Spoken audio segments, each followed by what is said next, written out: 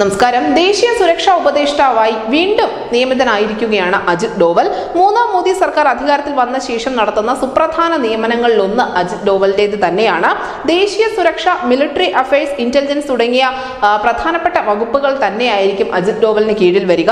1968 ബാച്ചിലെ IPS ഓഫീസറാണ് ഡോവൽ. തീവ്രവാദ വിരുദ്ധ നടപടികളിൽ വിദഗ്ധനും അതുപോലെ തന്നെ ആണവ സംബന്ധമായ വിഷയങ്ങളിലും ഡോവലിന് വലിയ ജ്ഞാനമുണ്ട്. പാകിസ്ഥാൻ, അഫ്ഗാനിസ്ഥാൻ എന്നീ രാജ്യങ്ങൾ വിഷയം കൈകാര്യം ചെയ്തും അതുപോലെ മിഡിൽ ഈസ്റ്റിൽ അടുത്ത ബന്ധം പുലർത്തിയും ഇന്ത്യക്ക് വേണ്ടി നിലകൊള്ളുന്നത് അജിത് ഡോവലാണ്.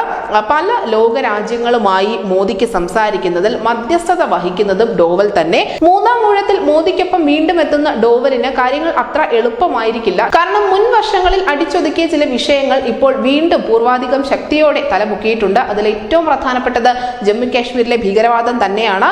അത് വീണ്ടും തലപൊക്കിയിട്ടുണ്ട്. കഴിഞ്ഞ ദിവസങ്ങളിലൊക്കെ കത്വ ഉൾപ്പെടെയുള്ള മേഖലകളിൽ നടന്ന ഭീകരാക്രമണം രാജ്യത്തെ നടുക്കുകയും ചെയ്തിരുന്നു. മറ്റൊന്ന് ഖാലിസ്ഥാൻ ഭീകരവാദമാണ്.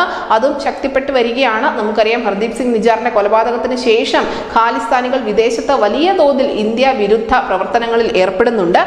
മറ്റൊന്ന് സൗത്ത് ഇന്ത്യയിലാണ്.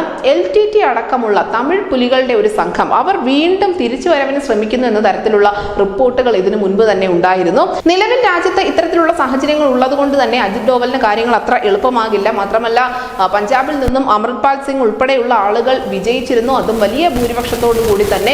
ഇതൊക്കെയും കേന്ദ്ര സർക്കാരിനെ വീണ്ടും ആശങ്കയിലാഴ്ത്തുന്നുമുണ്ട്. അതിനോടൊപ്പം മണിപ്പൂരിലെ പ്രശ്നം ഇതുവരെയും പരിഹരിക്കപ്പെട്ടിട്ടില്ല എന്ന കാര്യം കൂടി നമ്മൾ ഓർക്കേണ്ടതുണ്ട്.